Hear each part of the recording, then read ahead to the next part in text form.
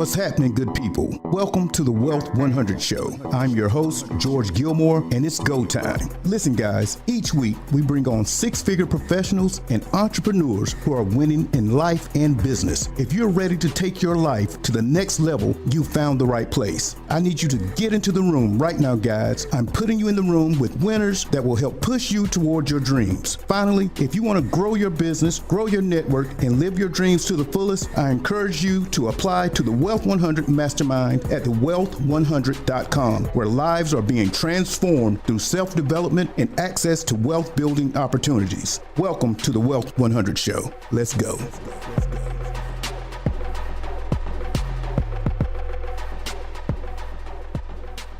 What's happening, everybody? Welcome to the Wealth 100 podcast. I am your host, George Gilmore, aka George G the Coach. Listen, guys, we got a special show for you today. We got a superstar in the building. I call her Chef Judy. I don't know if you know her, but that's what we call her around here. Listen, guys, she's a superstar guest. She's a superstar chef. She's been in the Food Network show. I don't know how many times. How many times have you been on Food Network show? Three times? What were those shows you were on? Let me ask you. Chopped, Supermarket Stakeout, and Cutthroat Kitchen. So y'all understand this is a superstar. We're not playing with you. Look, she's the owner of Uptown's Chicken and Waffles and Let Me Cater to You Catering and a whole bunch of other stuff. I'm going to let her talk to you about it. Chef, welcome to the show. Thank you so much. I feel welcomed already. I know you're natural. You're natural. Listen, we're not going to play around with this thing. We're going to get down to business. First of all, I want you to tell the folks about yourself, where you come from, how you grew up, what city you're from, what school did you go to? Did you go to college? Were you in the military? Give me that information. Whew. Let the people know what's happening. All right, we're going to jump right on in. Yeah, well, you no need to play. I am Chef Judy. I have been affectionately known as Chef Judy for some years now. I'm from Chicago, right. Chicago, Illinois. Born and raised in the city, in the heart of the city. Okay. It was a tough space to be in growing up in Chicago when you're talking during the 80s, during the 90s. Well, I was born in the 70s, but late 70s. We're going to say late. I was almost an 80s baby. I got you. And so I went to the military at 17 years old. I told my parents, I want to go to the Army. Mm-hmm. My mom said, "What you want to do? What you want your job to be?" I said, "I want to cook." I don't know exactly what that entailed, but I knew I wanted to cook. I was always a pretty good cook. I'm talking as a kid. Okay, I was wondering about that. 19 years old, I'm cooking fried chicken. Okay, you know, so you're getting busy with it in the kitchen. Listen, mac and cheese. You know, now at 9 I was making stovetop mac and cheese. But later on, I learned how to make grown people mac and cheese. Been killing it since. You know. So I went to the Army at 17, made rank real fast and did my thing. And then I realized that you could be more than just a cook out there. So I went on and started a restaurant. And I'm talking 23 years old, not knowing nothing about restaurant. Okay, back up. Stop the presses. We're going back up just a little bit. I'll get to the restaurant. Let me say, you started a restaurant. Did you start it in Chicago? No. Well, stop. I don't want to go there yet. We're going to go there. We're going to get to that restaurant. Don't forget, though, to start there when we come around. Forget. Take me back to Chicago. Where did you grow up in Chicago? So I grew up on the South Side, 103rd Street. My dad had barbershops, so I've always been around entrepreneurs. Okay. And went to school there. When my parents got just a little piece of money, they bought a house in the suburbs called Riverdale. Riverdale? Okay. All right. Yep. Okay. Riverdale, Illinois. We moved out there and stayed for years. Stayed until I graduated high school. Okay. I know a little bit about Chicago. I told you I did a little bit of business up there last couple of years. I was had some stuff over in Woodlawn and over in Inglewood. So I know Chicago. You definitely know Chicago if you know Inglewood. If I know Inglewood, I know Chicago. Look, I ain't going to say what I was going to say. But I love Chicago. Great city. Great place to hang out. So you said as a child, let me ask you this. Did you know that you wanted to cook as a child? You were already cooking, you said, but did you know, you was like, at 9 years old, you were like, this is my thing?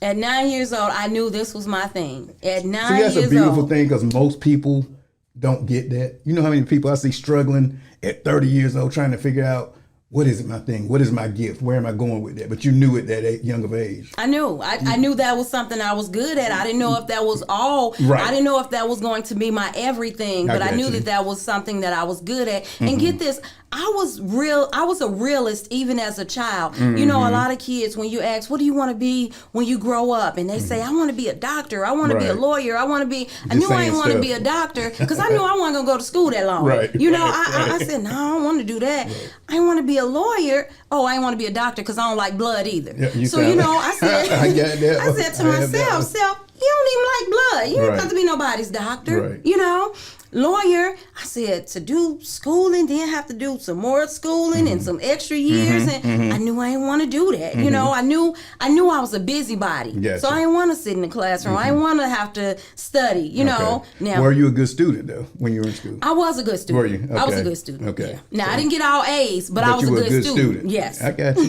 you. So you knew you were going to cook. You knew you had that gift in you. You were a pretty good student, and then you decided to go into the military. Yes. What was your, well, obviously you said you were cooking. Yeah, 92 Golf. That's what that is. So I was 92B in the Army, so, but anyway, 92 Golf. Well, you know, 92 Bravo, that was, never mind. I was going to say that was from back in the day. That's lab tech. Okay. I worked at the hospital. I guess that's why I wore my uniform today, but anyway, yeah, I worked in the hospital. But so you went on in the Army. What was your first duty station after basic training at AIT? My first duty station was Fort Drum. New York. Fort Drum, New York. Up in the Cove. You couldn't pay me to go back. Go on up there. Up there. When I first arrived, there was an ice storm. I went there during the middle of an ice storm. And I said, this is what I got to deal with for the next 3 years?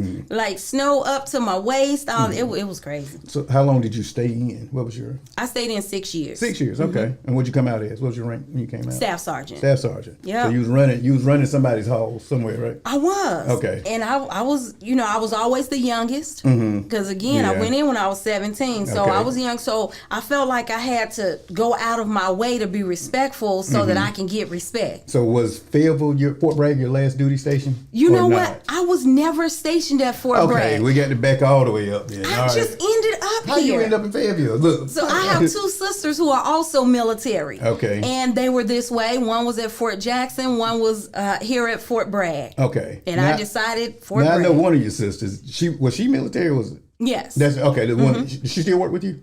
No. She doesn't? Okay. No. I hadn't seen her. That was so many years ago. She actually just retired. That's been a decade ago. Yeah, it's been over a decade. She's retired. Yeah, and, okay. But she was here, and that's how you ended up here. Yeah. Because I thought you were stationed here or something. No, you never stationed here. I just ended up here. Okay, so when you finished, when you got out of the military, you moved here. Did you open the first restaurant here, or was that somewhere else? No, I opened my first restaurant in Maryland. I was actually stationed. Okay, I got you. All right, you were stationed up there. So you know what? There's so many layers to my life. Right. You know, right, exactly. And so I was a military spouse. Okay. And so I was stationed at Fort Meade. Okay, gotcha. Familiar. And from there, I went to Fort Detrick, which is also still in Maryland. And I just decided to get out so that I can run my restaurant full time. So you opened a restaurant. What type of restaurant did you open in Maryland, Fort Meade? Where was it? What city was it in that you had? Hagerstown, Maryland. Hagerstown, okay. Yes. All right.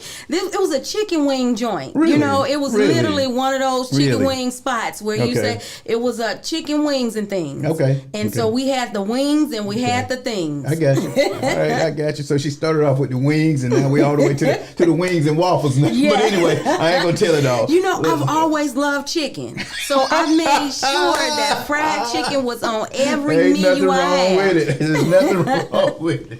Listen, at this section we call Let's Get Down to Business. So now I want you to tell me about, I heard a little bit about how you started the first restaurant.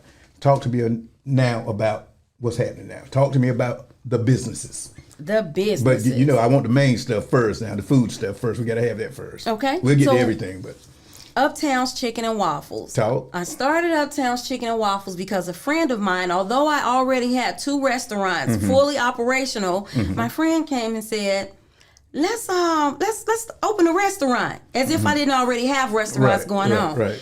And I said, okay, because I've always been an entrepreneur. I've always been like, what can I do to make some money? What can I do to utilize my skill so that I never be broke again? You know? And so I was interested. I said, what kind of restaurant? He said, chicken and waffles. I said, chicken and waffles? Now, I love chicken and waffles. I would, you know, we would actually go and eat at Dames, or we would go to, go out of town just to get something to eat, just being greedy. But as a foodie, that's what I love, Right. And so I support other small businesses. I support other mom and pop shops. So I said, okay, well, what are you thinking? Something small? He said, yeah, maybe 25 seats. I said, no, I done been there, done that. We can't do 25 seats. If we're doing chicken and waffles, they're going to be out the door. We need something big. I get you. So Rashawn Moore, he said, well, how about, we just, find a building, we look into it, and we looked around, and we decided Striker Golf Course, because I already had the contract there. Almost. I got you. And so it was like, what better than to connect with Fort Bragg and do chicken and waffles? Gotcha. To me, that was a win-win. It was a win-win for everybody. Absolutely. And so we got the approval, and this was almost 4 years ago now. Okay. We got the approval. We went there. We were open 7 days a week at that location. 7 days a week. I don't know how you was doing it, because I'm not doing it. Built a strong team.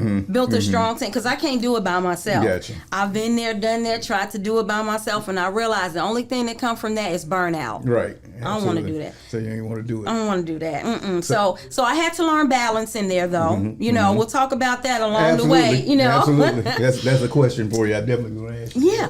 And so we got to a point where now, business is booming. Folks are waiting 2-3 hours. Jesus. What can we do next? And then we wanted to add mimosa, so that means you had to have a little liquor. You had to have, and so that means we had to have a liquor license. Right. So now we can't do that on Fort Bragg. Oh. We got to look for something. Is that what that was? In the Fayetteville, yeah. So we outgrew the space. I got you. And I didn't know how that went. Yeah. I got you. Yep. So we outgrew the space. Went on over to Ramada. I had already been talking to the folks that own Ramada Plaza about the location that we're currently in, and they wanted me to come over there just as bad as I needed a location. Gotcha. And so we worked out a deal with them, and it's been 3.5, getting ready to be 4 years over at that location. It stays busy. I came by there a time today. I came through, coming from the bank. It might have been 2:00 and the parking lot was packed. I'm like, man, she smashed. I wish I had been that partner. It's like you. I knew you since 11. Look, let's do some chicken and waffles. I wish I had thought about it. I'm telling you. And I had always said somebody needs to do chicken and waffles in our city. Wow, it's so crazy how just an idea, can make somebody millions of dollars. Y'all heard just that? An idea. An idea can make you millions of dollars. One idea, guys. One idea. This wasn't something that we had to go out and, now we did our research. Right. We already knew how to eat. Right. I already knew how to cook. Right. He already knew the marketing portion. Gotcha. Bring that together and let's put it on the table and see what other components do we need in order to make sure we have a strong foundation. Absolutely. Well, guess what? Neither one of us drink. So we needed to go out and get a big dog. Gotcha. We needed someone that can come in, that can curate drink menus, that new drinks, that know. And so that's what we had to do, and that's where we brought our general manager Guys, in. did y'all hear that? Go out and hire the expertise for these spaces that you need, because a lot of people miss that. They try to do everything themselves. I'm a believer that iron sharpens iron. Absolutely. And if I'm weak at something, I'm looking for somebody who's strong at it, and vice versa. And together, and if we realize that if our people ever really get that, we would be a force. I'm talking. You're preaching now. See, oftentimes we allow our egos. This is my business. I'm the only one who can do this, do that, and the other, and it hinders us. It hinders us. What you're saying, that iron sharpens iron, is absolutely the way. It took me a while to learn that, but if you're able to build a team as an entrepreneur, you can't be stopped. It's almost impossible to be stopped. You got too many skill sets in the mix. Absolutely. Then one thing we also have to realize is we can't do everything by ourselves. Can't do it. You can't do it. And if you can, guess what? It takes so much of the load off when you have help. And what is the purpose of doing everything by yourself? What do you gain from that? There's no benefit in that. Killing yourself. Exactly. I don't gain anything from, no, I'm going to do it myself. I'm going to make all the money. Well, what are you going to do when, you can't even go spend the money because now you're so stressed out. Now you're always working. And I used to be a workaholic. I was working 7 days a week, and I'm grinding. Yeah, I'm grinding. I'm chasing the bag, and I'm all the things that the young people say that sounds good. When in reality, no, you have to think smart. There comes a time where you have to think smart. Absolutely. So let me ask you this: how many restaurants do you have now? Do you have anything else outside of Uptowns right now? I do not have anything. You got outside rid of all of the other stuff. I got rid of. Let me tell you why.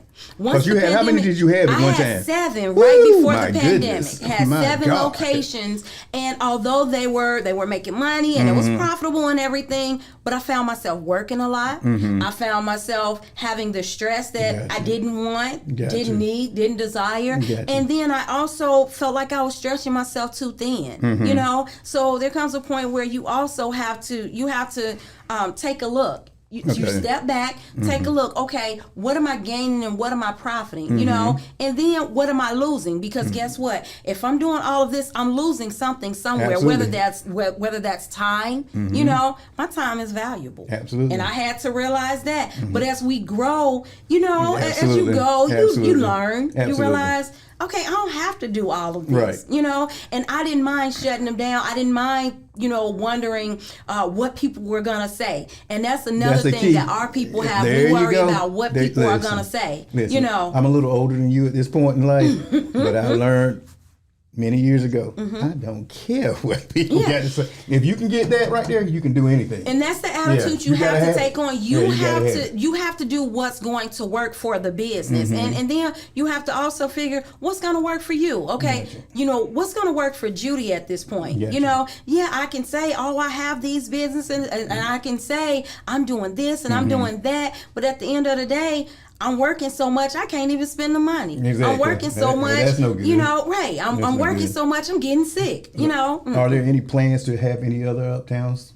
Yes. So we're the goal. We're getting somewhere now. The goal is definitely to open the Uptown's Chicken and Waffles in Charlotte. I would love to go to Atlanta. Atlanta gonna do what it do too. You know, I got some money there. You'll win there. You will even with the other chicken and waffle places there. You will win there. Yeah, there's no doubt. You can't tell me you won't. I wholeheartedly believe that. Yeah. And so once the pandemic hit, you know, it was just kind of like, okay, step back and just realign. You know. Let's see. Let's take our time because right now we know that it's sky high as far as you know the rents and the lease and you know things like that. Real estate is just crazy right now. So I can wait it out because I'm doing other things. So I don't feel so rushed. You know, when I was younger, it's like let's go get it. Yeah, I get Before it was no, I gotta do it. I gotta strike while the iron's hot. Now I'm like I'm getting older. I don't want to do all that ripping and running. I've been there, done that. I paid my dues. So also in your business, you have the catering side. You still have the catering side, right? Let me cater to you. Still cater full time. Talk to me time. about that catering. Talk to me about, because catering I think is a sweet business. Catering is. Now, I've been catering business. for 15 years in the Fayetteville area.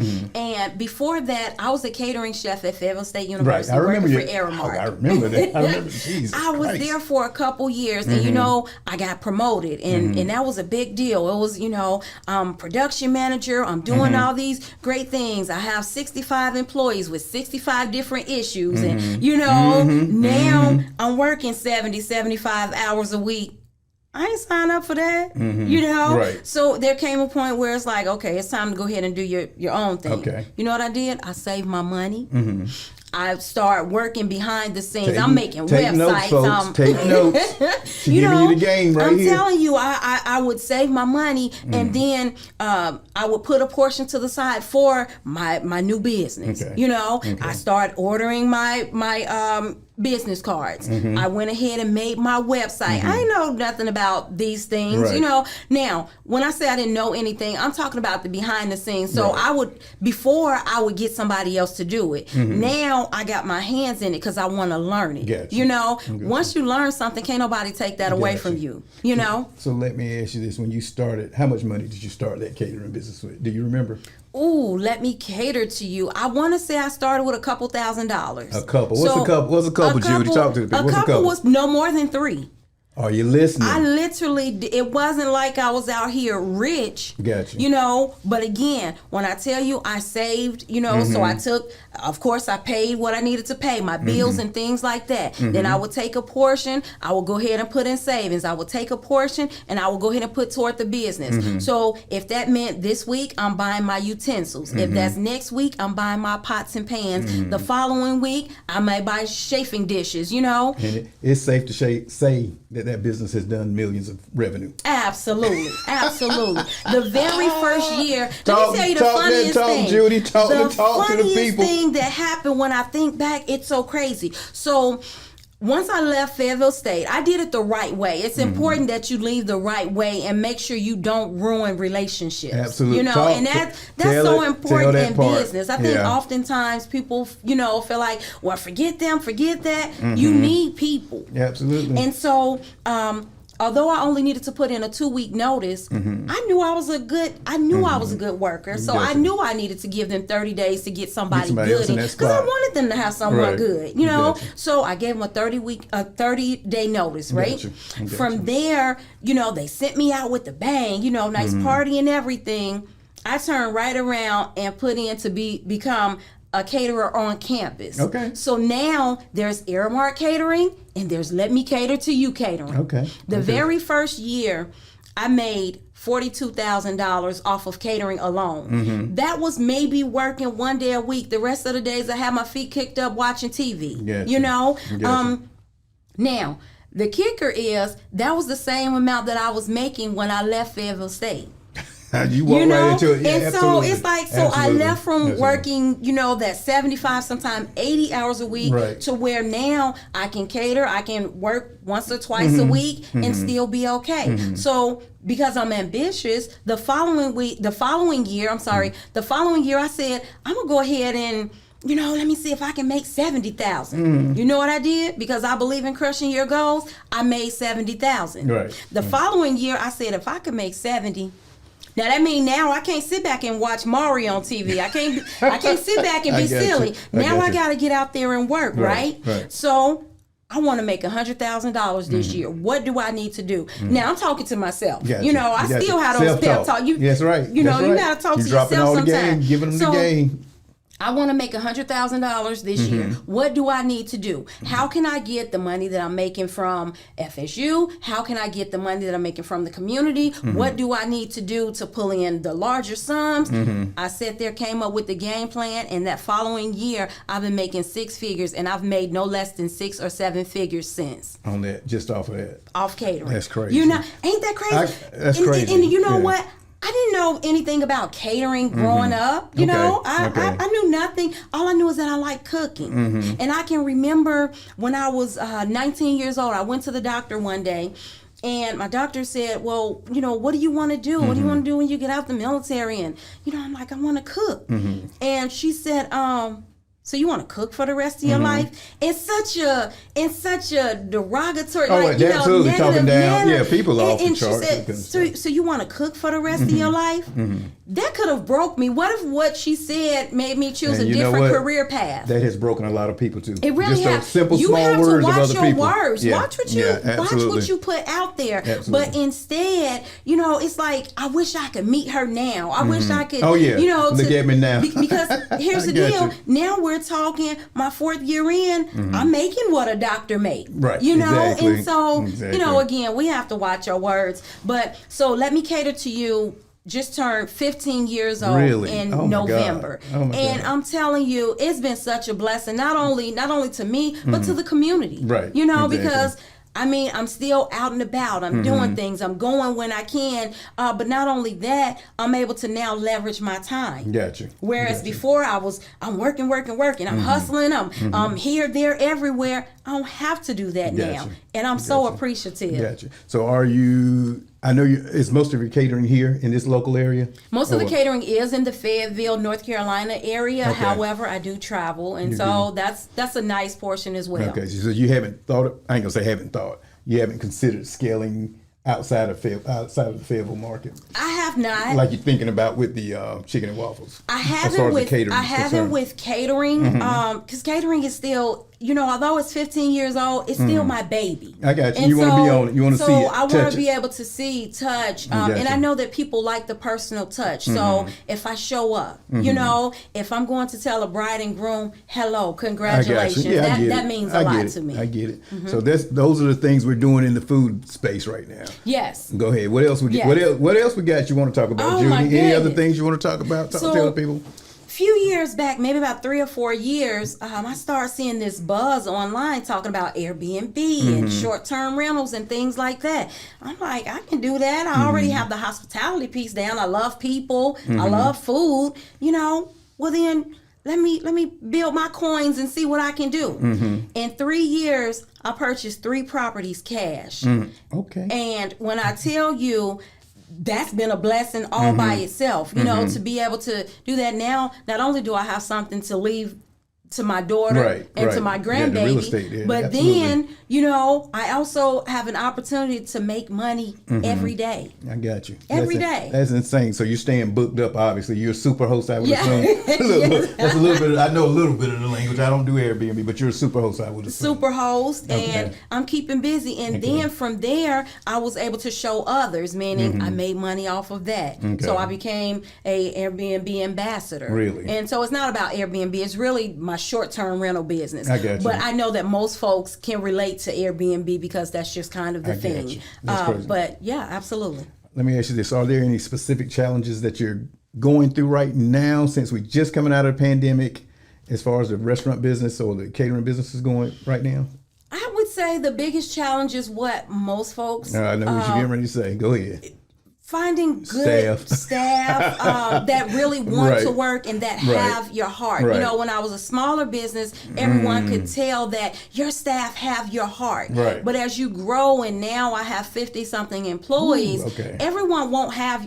They won't have my heart. It's just not going to, and you can train and you can do all those great things, but people are still going to be people, And when you talk about food service workers, I always ask for grace. I ask for folks to extend the same grace that they may one day need, because, we want to talk bad to food service workers and things like that. They may be stressed out, and so you just never know what. And so food service is already a high turnover business anyway. And so we try to retain our folks by making it a pleasant work environment and making sure we treat people with respect and taking care of ours. Gotcha. Let me ask you this: which side of the business do you like the most, the catering side or the restaurant side, and why?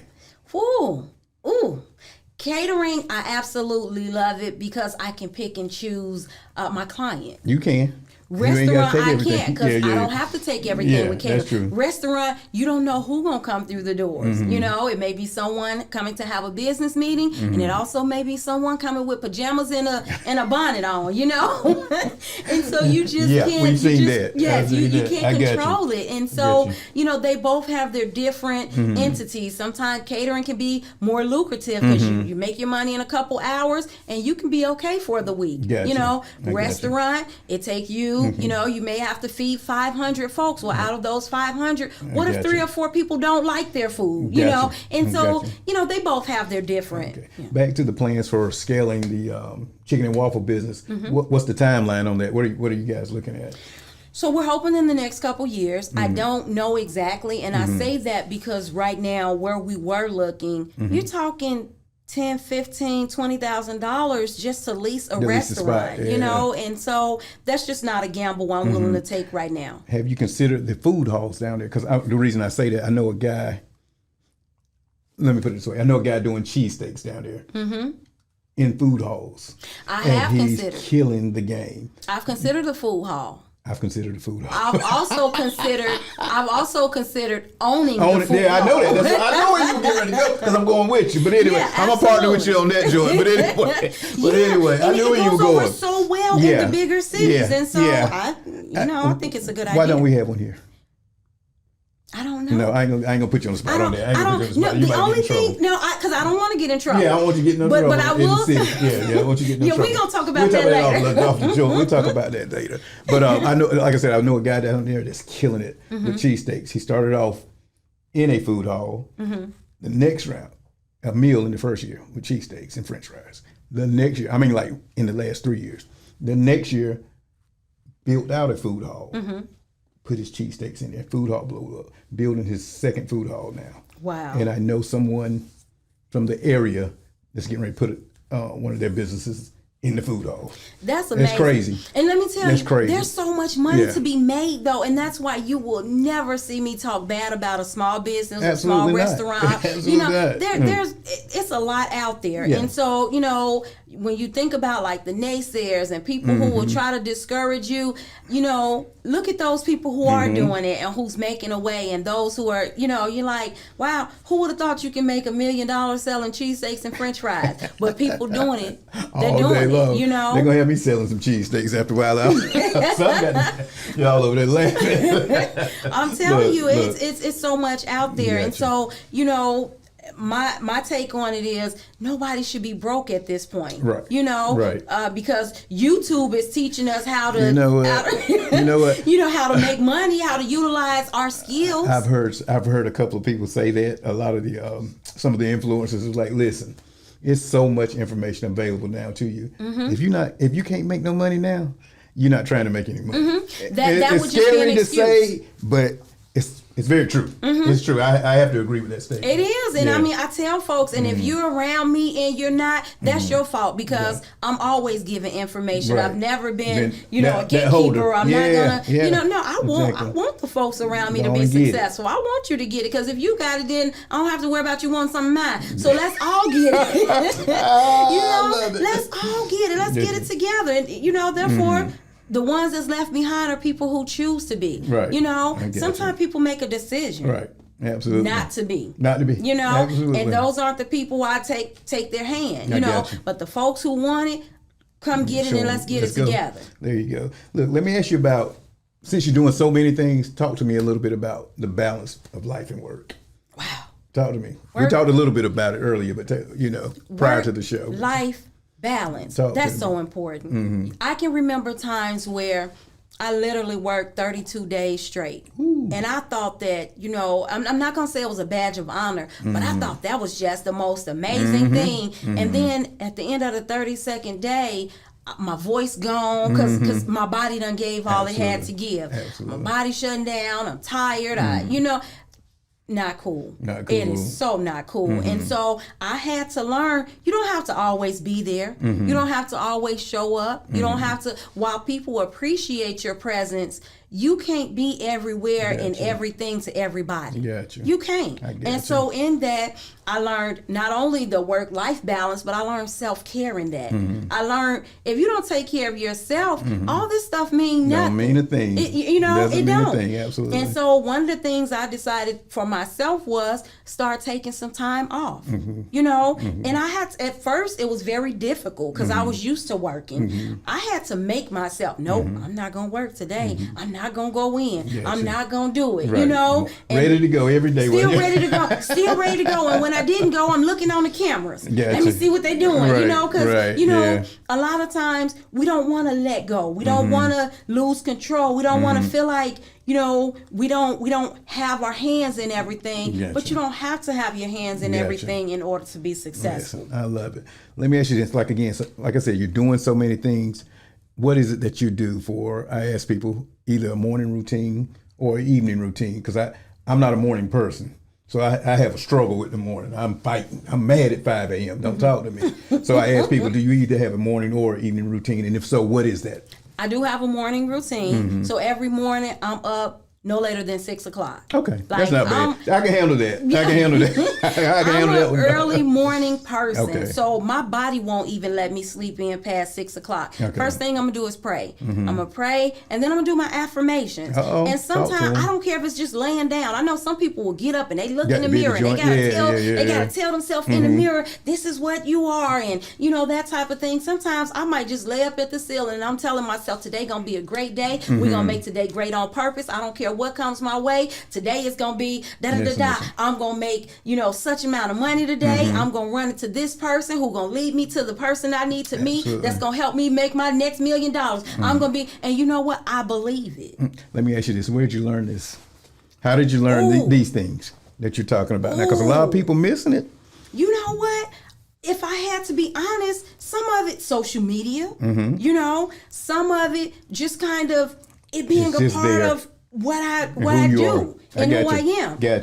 So it's like, no, I'm telling myself these things, and I'm also telling myself things that that are true to who I am, you know? So I don't set unrealistic goals. Right. You know? Right. And if I do, it's something that's sense. Just, you know, it gotta make sense. Yeah. You know? I get it. I get it. Like, because I don't like a bunch of silly stuff. I'm gonna make $1 billion next week. Right. You know, so no, we're not gonna say that. Right. But what we are gonna say is, let's get to where we can get to, and then once we get there, okay, let's get to more. You know, when I wanted 6 figures, I said I want 6 figures. I want to make $100,000. You know, when I wanted to make $1 million, I used to say to myself, you will be the first millionaire in your family. Absolutely. I meant that thing, and I made sure it came true. Listen, you know, and so again, you spoke it with that passion, because I can hear it now. You still get it's right there. It's like, it's there. You know, because oftentimes we don't believe in ourselves, or we don't even believe that we can do it. We don't believe that we deserve it, and we also don't believe that we can have it. You know, imagine if we turned that thing around like, I deserve this. Right.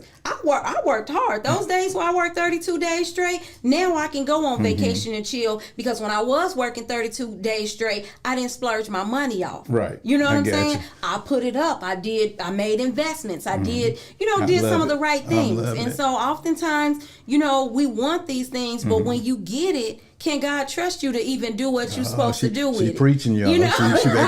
She back over here preaching. Now, I didn't even come here to preach today. But, you know, but you think about it. I know, my dad's a retired pastor, but he always talks about, he used to drill in me, renewing of the mind. So you got to saturate your mind. You got to get to the point of saturation. Once you get to the point of saturation, you can have that breakthrough, whatever you're talking about. I was looking at some studies the other day. They were talking about affirmations, and they were saying with 21 days of repeating your affirmations 3 days a week, 3 times a day. 3 times a day. That's right. 3 times a day for 21 days. You literally begin to change the subconscious. The subconscious cannot do anything but be magnetized to those statements over that time period. Isn't it amazing how the mind works, though? Yeah, you know, and so if we would put that same passion toward whatever we want. Now, I'm passionate when it comes to all things entrepreneur, all things small business, because I know how difficult it can be. So people may see the success side of it, you know, but they weren't there when, you know, my mom got into a car accident, and I'm at a wedding catering, and I get a phone call saying, your mom is dead. Wow. You know, they weren't there when I still had to serve that bride and groom, knowing I had this going on. You know what I'm saying? That's heavy, Judy. Those type of things, you know, can only come from the strength of God. But, you know, but when it's in you, then you do what you have to do, and you know, and so they weren't there to see some of the other things that I've been through, to, you know, to understand this is why she's the way she is, and, you know. And you need to understand this is why you're blessed in what you're doing. Exactly, you know. What I mean? So I never stopped. Right. You know, I never, you know. It's that like, right there would have took most people out. It would have. I'm done. It would I'm have. through with it. And guess what? Just two years prior to that, my father had throat cancer. They gave him a couple months to live. He lived 6 months. But when I tell you, you know, when you see these type of things, you either gonna break, you know, or you gonna go. You know, and my thing has always been, every time I felt like my back was up against the wall, or every time I felt like, you know, wow, what's next, or I don't know if I can make it, you know, I fell forward. And most people, you know, when they fall, hit their head to the back. On the floor screaming and rolling every around. Every time I fall, I'm falling forward. You can believe that. And so before it was accidents. Now is, if I fall, I know to lean forward, because I know, you know what I'm saying? That's I gotta keep going. It's you now. At this point, it's you. It is, you know. So I love talking to entrepreneurs, because again, I know the rough side of things. I know what it feels like to, you know, wonder how we gonna, you know, meet payroll this week. I know what it feels like, you know. You know, I know what it feels to say, okay, you know, business is slow this week. What I'm gonna do for next week? You know what it feels like to not get a paycheck for the next 2 weeks, because everybody else got to get there. I'm telling you, I know how it feels to not get paid, because I want to make sure my staff is paid. You know, so when I tell you I get it, you know, and that's why I always encourage entrepreneurs, because on the other side it's so much sweeter. You know, and so, you know, just keep pushing. If entrepreneurship is for you, then You know what I'm saying? It's like, you know, there's something in you that won't let you stop. Absolutely. You know, it's something in you that won't let you quit. And, you know, it won't let you fail. And even if it feels like failure, that's still cool. Like, you know, because we have to fall in order to win. Like, you got to fail. People got to understand those failures are just stepping stones to where you got to go to. I don't know any winner that didn't fall first. They're learning lessons. That's all. What did I learn today from getting my head knocked off? Yeah. And I know I talked to a lot of entrepreneurs, people starting up, and I'll tell them, go ahead out and fail now. Go on and start early failing. I done failed so many times, up and down, up and down. Both. This is what business is. It's up. It's down. It's up. It's down. I'm riding the roller coaster. That's it. 1 minute, I'm on top of the world. Yeah, it definitely is. This is it. And then the next minute, it's like, man, I don't even know if I should be. Am I really supposed to even be doing this? You know, that's entrepreneurship. That's you know, what it is. But I love it though. You know, the good, the bad, the indifferent, the crazy times. It's like I still wouldn't trade it in because it's who I am. You know, and let me tell you a crazy thing. So when we talk about entrepreneurship, and I talked about never stop learning and things like that, sometimes you don't even have to go to school to be able to learn. Life will teach you some things. Oh, yeah. And so I've been cooking. Everybody knows I love cooking and I love people. And, you know, those things go hand in hand. I'm a natural at that. Well, when I start to do other things, it's like, oh, she's doing that now? Oh, yeah, they always going to lock you in the box now. Right. And what so I refuse. I refuse to be, you know, stuck in the box. I refuse. You know, right. And so let me tell you about something I have coming up, right? And I haven't even released this yet. Oh, we're getting it. And so Wealth 100 exclusive. Ding, ding, ding, ding, ding.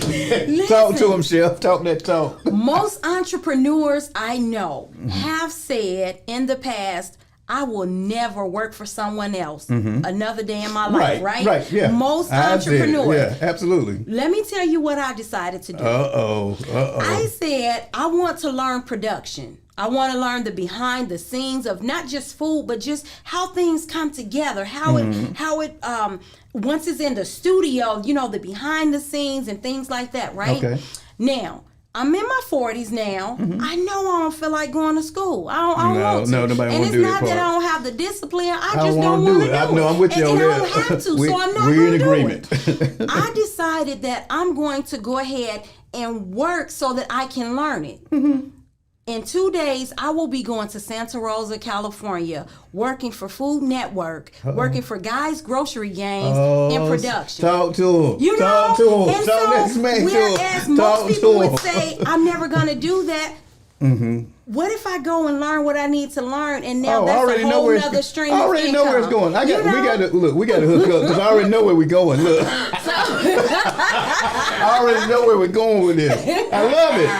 Congratulations. Congratulations, though. Seriously. I love that. Thank you so much. I love it. And absolutely. So, you know, so my things are, if I'm already, you know, creating reels and I'm already doing this Facebook and Instagram thing and social media, why wouldn't I go and learn those things so that I can get better? Because not only is it going to help me and my brand, then it's going to help me make a little extra money. I'm loving it. So how long is this process going to be with him? So this is going to be a 14-day. 14 days? This is 14 days. Behind the scenes, the whole nine. Yes. And so I'll get a chance to see the other talent where I've been on the other side competing the camera, and things like that. I'll get a chance to be behind the scenes and watch them do what they do and just kind of learn it. But that's pretty cool. And get paid from it. And I'm still getting paid from each one of my businesses. You can't beat that. Let me say this, young black lady, you are blazing a trail in this space. And I need my other sisters out here, gentlemen also. You guys need to follow Chef Judy. I'm telling you, blazing a trail. We already know where it's going. I already know where it's going. You ain't leaving me. We going to Hollywood. Let's go. I'm telling you. And so it's just so crazy how, you know, opportunities can come at you, and it's like, wow, I was just a little black girl from Chicago, you know, never knowing that I could be in these spaces. And I often say I love it here. And somebody told me this. I knew a guy, he was worth $100 million. And he told me, we were sitting in the room, he's like, George, you belong in the room. And that's where we mess up a lot of times. We get that imposter syndrome. I'm just from Fayetteville, North Carolina. What in the world am I doing here? I'm just a little black girl from Chicago. It's already laid out. You belong in the spaces. Why can't we control some of these spaces? I'm all about ownership. I already know where you're going. I can't wait to see this play out. I can't wait to see this play out. Look, we're going to talk a little bit about impact and influence as we get closer to the end of this. Talk to me about who influenced you the most in this space over this journey, or what might have influenced you. Wow. Who influenced me? I would definitely say my parents. Both of my parents were entrepreneurs, especially my dad. My dad had barbershops in Chicago. But my dad never really attained the level of success that I think he hoped for. Right, you know, and that's a lot of folks' stories who didn't have. That is the story. You know, they didn't have, whether it was the mentorship, the education, the guidance, whatever their story was. My dad was he was a Marine. And from there, he went on to do some other things. But when I came along, he was doing barbershop, you know. And so we were the barbershop, you know, where we're talking how the movie where they coming in selling things. They're having these conversations. My dad had great people around him. He didn't let the men cuss in front of his children. You know, I'm telling you, you know, he had a barbershop. He had a pool table in the back. Always had a pool table or some games or Miss Pac-Man or things like that to make sure his children was taken care of. But at the same time, I learned entrepreneurship from him, even in his failures or even in his lack, because when he wasn't making the money that he hoped to make, I saw him close his barbershop and go down and work for one of his other friends, cleaning his restaurant. I saw him going to DJ gigs to make side money. You know, just things like that. And so I would have to say, although he may not have taken me by the hand and say, "That's what I need you to do. You need to do this, that, and the other." But just watching from an early age, you know, the influence was already there. I love it. The other entrepreneurs that was right in the same shopping center, watching them, whether it was the good things or the things that I would do different. Right, I wouldn't do that. Right, you know, that's my business. I wouldn't do that. You know, but that's the beauty of you being able to have your thing. Right, you know, exactly. You make your own policies. I get you. And so when people are mad about my policies, you know what I'm saying? It's my policy, though. You know, this is mine. Now, when you open yours, you can do what you want. Your policy. You know, now people don't like when you talk like that, but that's just real talk. Yeah, we get offended. Our community can get offended when it comes to those things. Oftentimes, but everybody else make their policies, and you gonna follow them or you gonna bounce. That's it. You know, and so you know we're harder on each other. Yeah, but that's another. That's you know. But we're talking about black people. If y'all don't know, if I got any of my other friends in here. Definitely. And so, you know, but I love us. Right. Now, I love me some us. Ain't no doubt about it. But, you know, we can be hard on each other. Absolutely. But so I saw different entrepreneurs do things, and I'm like, wow. So I learned from experience. I believe experience is the best teacher. And get this, most of my friends are super educated. I'm talking about they have the bachelor's, they have the master degrees, they have the doctorates. I don't have any of them. And I'm still making the money. I got you. You know? I already know and so again, although education is very important, what I'm saying is align yourself with the right people. You know, and so when we talk about the influence, you know, that was being around good people. So when it wasn't my dad, when it came to mentors, when it came to leadership, I was around good people. So whoever the person was, you know, and I don't even want to name names because at this point, I can say that my dad was probably the most influential because, you know, I was raised in the house with my dad. Like, you know, and so it's like I got to see the long days. I got a chance to see, you know, when he was tired, but he still had to push. I got a chance to see him sit up, you know, taking a nap and had to go to another gig, you know, things like that.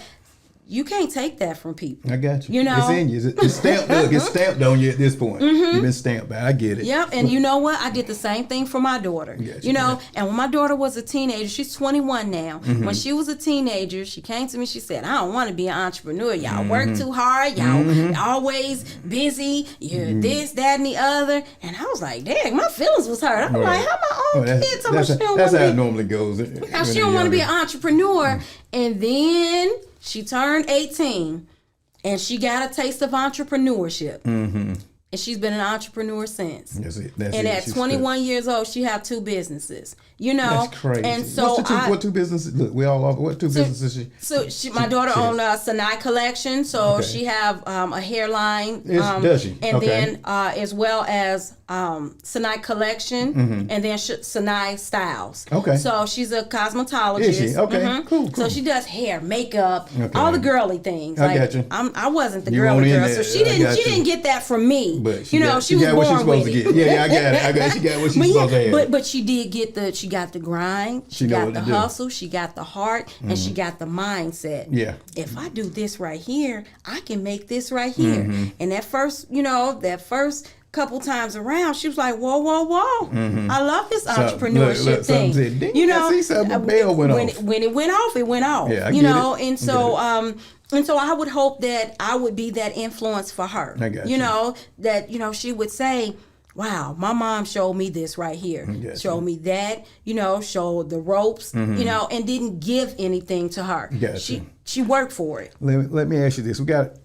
It seems like we're in the season of entrepreneurship, particularly over this last since 18, 19, it's like entrepreneurship has just gone berserk. People used to look down at business owners, but now everybody wants to be a business owner.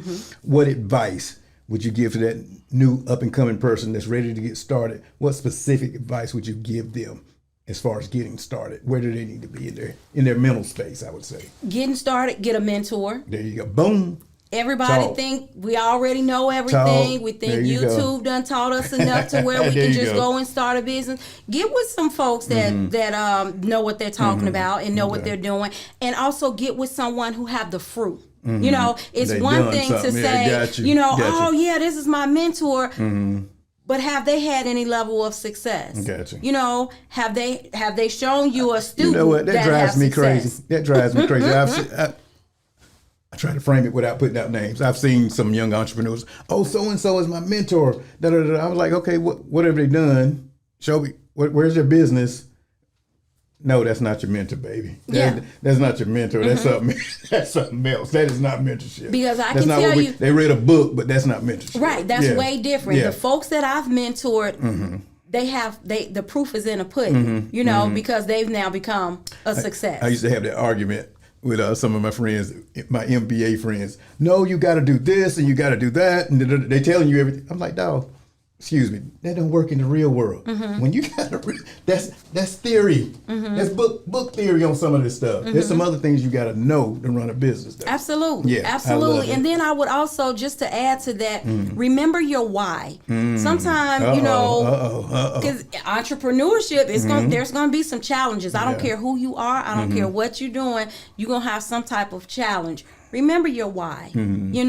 And we forget the why sometimes, and then now we're discouraged, we're feeling lost, we don't, remember your why. It's coming. Let me ask you this. What are some of the mistakes that you see new entrepreneurs make? I'm going to tell you what I see, but tell me what you see. Mistakes new entrepreneurs make, I would have to say, sometimes they just kind of jump out there because social media is showing us that everybody can be anything they want to be.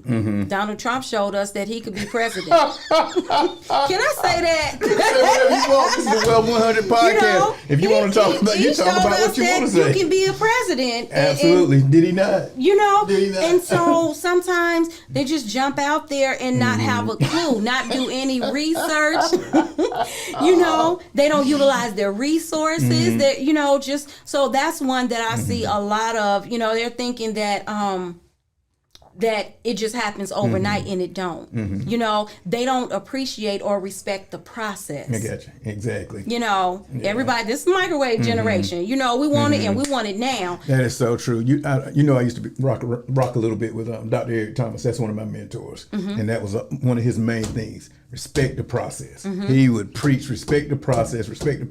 And I used to be like, yeah, but you're right. Respect the process. Because we want to just be a millionaire in 30 days. Right, overnight. It ain't happening. For 99.999% of people, it's not going to happen like that. Yeah, and think about it, with all these entrepreneurs coming on board now, that just means it's more competition. And we can get cocky and say, what competition? Or ain't no competition. There's going to be some competition out there. Right. Somebody else going to be making what you make. I don't care if you're sewing. I don't care if you're cooking. I don't care. but you do what you have to do. Absolutely. You know? Absolutely. Let me ask you this. What is the most important lesson that you've learned over this entrepreneurial journey? Oh, most important lesson. There's so many. One of the funny ones that stick out is pay your taxes.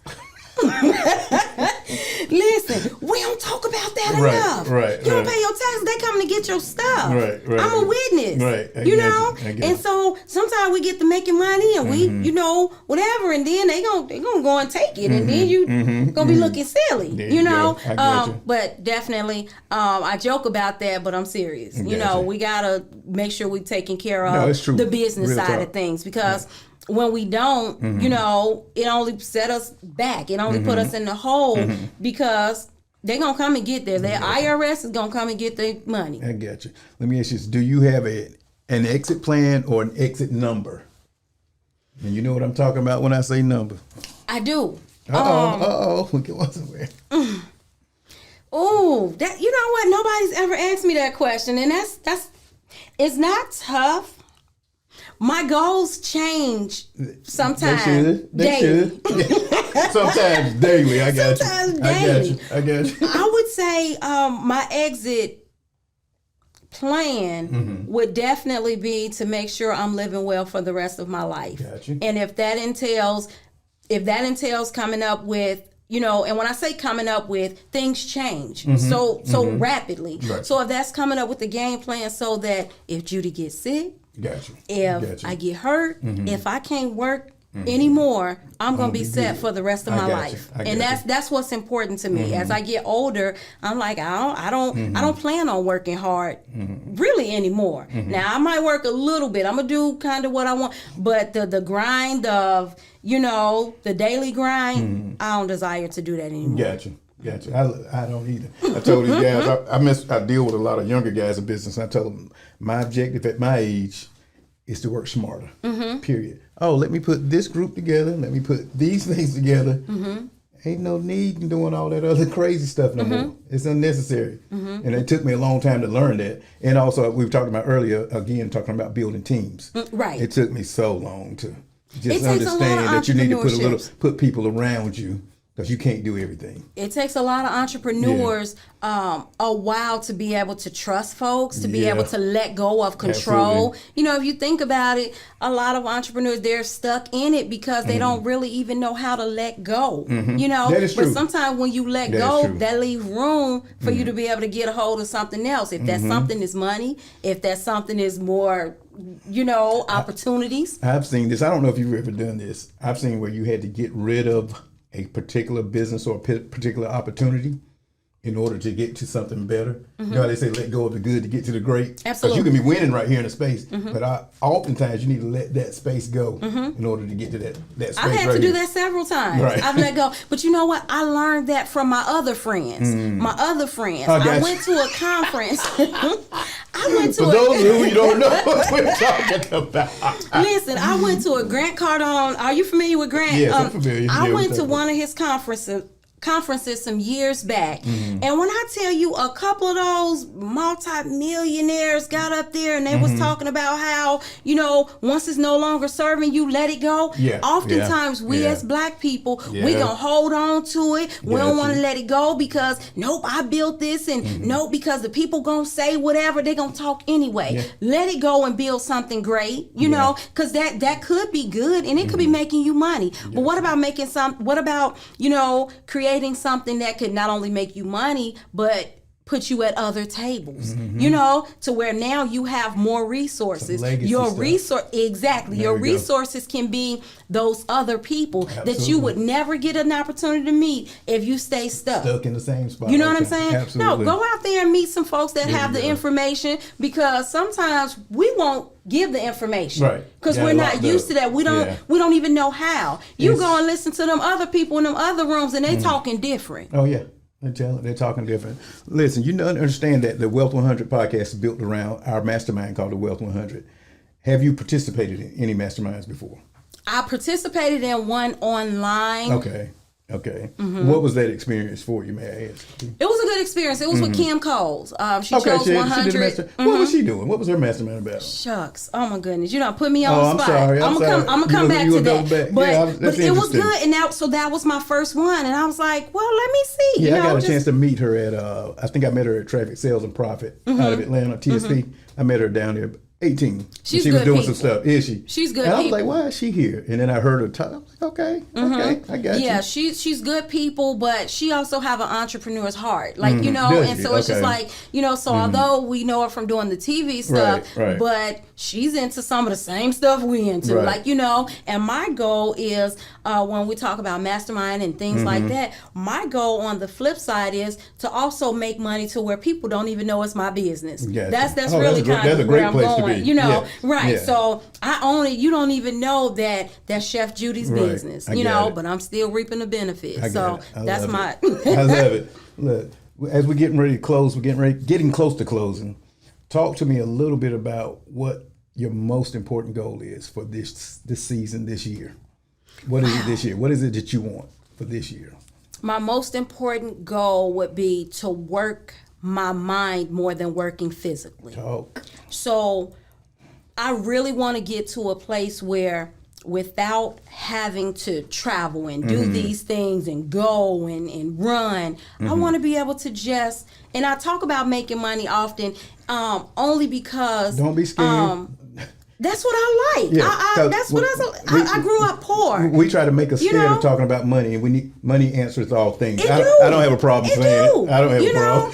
And so sometimes people don't want to have that conversation. Yeah, absolutely. I'm going to have the conversation. Talk about it. Because I know that's what's setting my family up. That's what's going to leave my legacy. Exactly. So it's going to be the other that's things. A part of it. Exactly. But I'm at a point right now where I'm making sure my daughter is situated for the rest of her life, even though she have her own businesses. I have a new grandson. I want to make sure he's situated for the rest of his life, and guess what, even his grandchildren off of the work that I've done. So whether it's the physical work that I've done or whether it's how I'm getting ready to use my mind this season, saying, okay, what can I do to be able to not only make an impact in financial, but I want to make an impact in people's lives, so whatever that entail. And some of it I still don't even know. I didn't even know I was going to Santa Rosa, California until a couple weeks ago. So some things it's just gonna be, and I'm in a place where I'm just letting things be. I want to see how it play out. I got you. Listen, we're going to end up with 2 more questions, and I'm going to let you go. Okay. I know you got to go get some more money, cook up some chicken and waffles for the people. Listen, since you're in the food industry, if you had to eat one meal for the rest of your life, what would that meal be? Oh my goodness, this is a crazy question. One meal? One meal. Can it be a whole meal or just one item? No, it's a whole meal. Okay, it's an entire meal. What are you gonna have on that plate? It's gonna have to be some fried chicken. And there you go. I hope it's fried chicken in heaven, because fried chicken is an important part of my life. Oh my God. Fried chicken, some good candy yams. The candy yams gonna have to have a little glaze on them, because I like a little glaze. We're gonna soul food it out. I see. I see where we're going. That's what I love. I see where we're going. Now I know I should put a vegetable on this plate. But if I gotta eat it for the rest of my life, then it's gonna have to be some mac and cheese. I was waiting on it. And it's gotta be baked mac and cheese. That's right. It's gotta be. We don't got time for no crab. Yeah, I need some butter in it. I need some milk and some cream. I need it cheesy. And then some cornbread. Can I have some cornbread? You can have a little cornbread. Okay, so if I could do that, I think I could run on and see what the end gonna be. Oh, not run on. I believe I run on. See what? Y'all don't know nothing about that, but anyway. Too young. You gotta know something about it. I'm cutting up. Last question I'm gonna ask you. If you were to win or receive $20 million today, would you continue or would you cash out? 20 mil. I would continue. Would you? I would continue. And I say that because there's still work left for me to do. Talk. I love it. So I'm going to have that, but I'm still going to get to my other, because I still got a little bit more left in me. Not a little. I got a lot. You got a lot, babe. As I'm approaching my mid-40s, I just still feel like there's a little bit more left that I got to do. Like 29 when I met you? Yeah. You had to be somewhere around there. Flew by. Now look, I'm a whole grandma. You don't want to know how old I am now. I'm 54 now, Judy. Really? Yeah, that's crazy. Well, I would at least get you 49. I'm 54 now. Getting there. Thank you for the 49. Though. Listen, we're going to wrap this thing up. I want to thank you, seriously, from the bottom of my heart for coming in. I always said if I was going to do this, you were going to be on here. So, and I called you and you immediately was like, yo, I'll be there. No problem. Listen, tell the people where they can find you at on social media so we can get ready to close this thing out. All right. What camera I'm looking at? Just talk. Just talk. He got you. All right. So I am Chef Judy, and I can be found right here in the big city of Fayetteville, North Carolina at Uptown's Chicken and Waffles. We're located at 1707 Owen Drive, the old Ramada. And again, Fayetteville, I love Fayetteville, and so I appreciate the folks supporting, the continued support. I can be reached at www.letmecatertoyou.net. You can give me a call at 910-303-9707. Now, that's the business line. Don't call talking about nothing else but business on that line. I got you. But definitely, we're at Uptown's Chicken and Waffles, 1707 Owen Drive, Fayetteville, North Carolina. We're open 7 days a week. That's Monday through Sunday from 10 a.m. and we close at 5 on Sundays. The rest of the week, come on out and see us. We have karaoke on Wednesdays.